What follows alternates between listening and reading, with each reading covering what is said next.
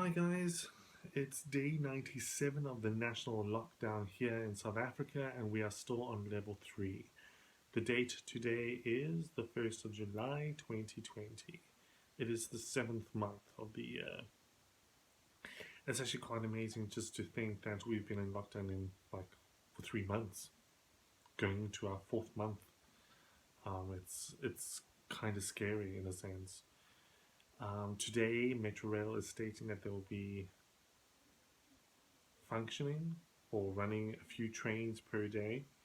They are said to be practicing social distancing, and I don't know how they're going to do that because I have caught the train for 13 years now. So I've been on plenty train trips that there has not been a single space left for anyone to stand. So it's going to be interesting of how they're going to do it. Gosh, look at this. I need to cut this hair. I actually want to grow it. But it needs to be trimmed, needs to be thinned out. Right, sorry, moving on. So what they've done is that there are two sets of trains. The one seating arrangement is different to the other. The one has more padding in their seats, and the seats are facing each other like this. And then the other carriages are with felt. I would say not felt, like more like your buses felt. I can't even tell you. And it's facing like this, so you're facing the people like that. So it's actually that's the old train. This is the new train. I remember. Sorry. So the old train, you're only allowed to sit opposite. So for um, it's not compartments. I don't even know what to call it. So that normally sits 4 to 5 people. So how are you going to social distance someone where you're supposed to be 1.5 meters away from each other, but you're actually sitting opposite the person? It doesn't really make sense to me.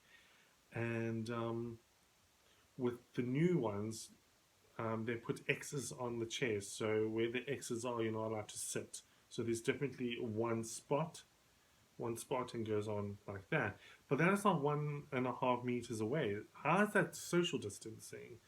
I can tell you now, in all my experience of trains, Fatima van Schalkwyk is not going to wait on a station for the next train, knowing full well that that train is fairly empty.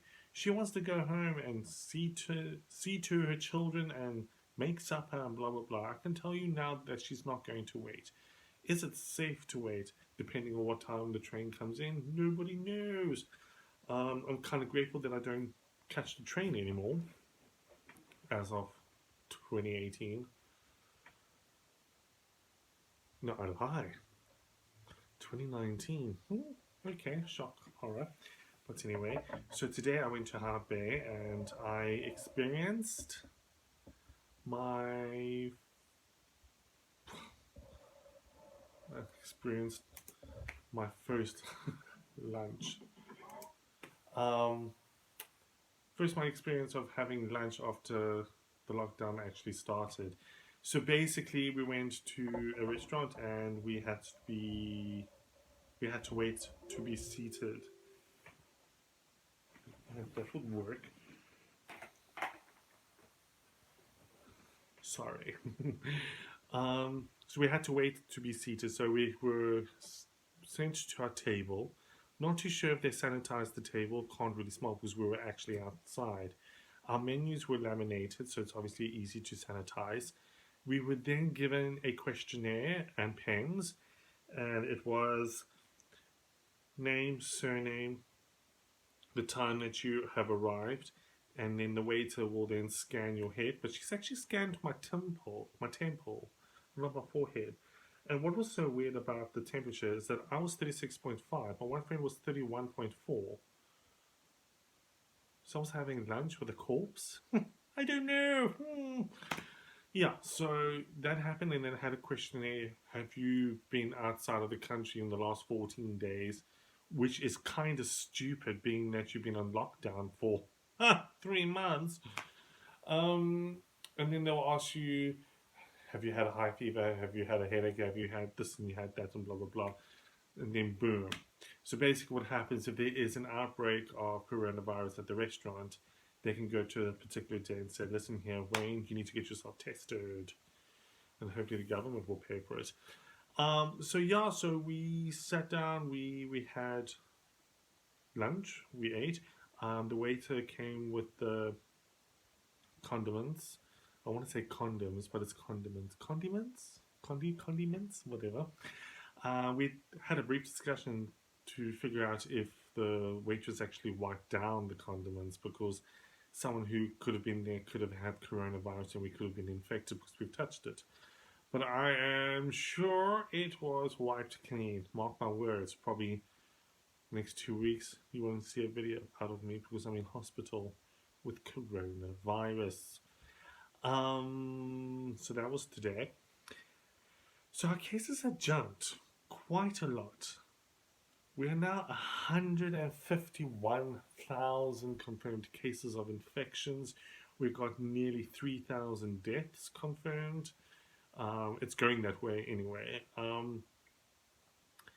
Gauteng have been receiving a lot of cases, which was kind of weird because when we had the national lockdown, you actually got to see all the provinces who had it, right?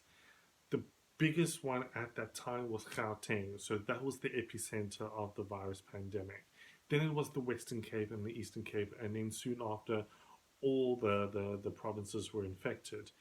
But they weren't infected like Gauteng and Western Cape, so someone must have gone to Gauteng, brought the virus to Cape Town, and then it went boom.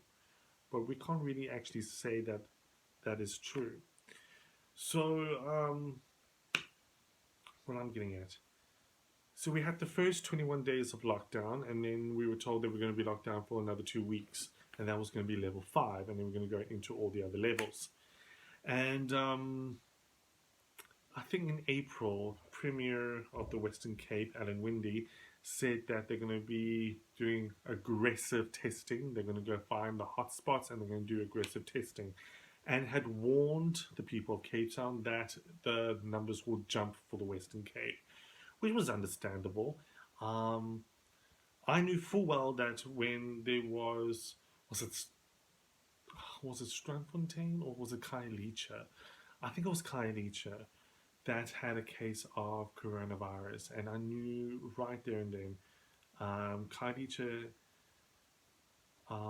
is like an informal settlement, and they're very close to each other, so it was a strong possibility that the virus was going to jump. Didn't jump as much, but it has over the weeks leading up to today. And then the Western Cape then became the epicenter of the virus, which baffled my mind. How can the province, who was known as the epicenter right from the get-go, now all of a sudden not the epicenter? What was Gauteng doing that we weren't doing properly? Because I'm in the Western Province. And so then all of a sudden, Gauteng is now finally coming to the party, while the Western Province cases are now starting to plateau. Gauteng is going skyrocketing high. Just yesterday, out of the 7,000 confirmed cases, 3,000 came from one province, and that was Gauteng. The rest of the 4,000 was made up of the other provinces. So it's kind of a bit of a concern. They've also stated that this pandemic might go into next year, 2021. I am a little bit perplexed with that because how are we going to survive as a society? Are we going to go back into trading? Are we going to go and find fields and start planting our own fruit and veg in order to survive? And a lot of people have been criticizing that the lockdown was far too long. The numbers are going to grow. I mean, if you look at Brazil lifted their lockdown, and it's the second most infected country in the world. It is already 1 million. Russia is following suit. India is following suit. And Italy and Spain are coming down on the list of the most infected countries. We are we, we are behind. Well, behind. We are behind France at the moment at 17, but we would need to have a lot of cases in order to break into the 200,000 club, I would say, because most of the countries in the top 15 are over the 200,000 mark. Um, Still, no sign of a cure. Um, I would have thought that China or America would have come up with a cure by now, or work on something. There have been talks. I'm not too sure um, if it's been done, but anyway. So I am really, really loving this light. Makes me feel like I need to go wear makeup. Look at the bags under my eyes. Mammy. So, today is day 97, and I will see you tomorrow.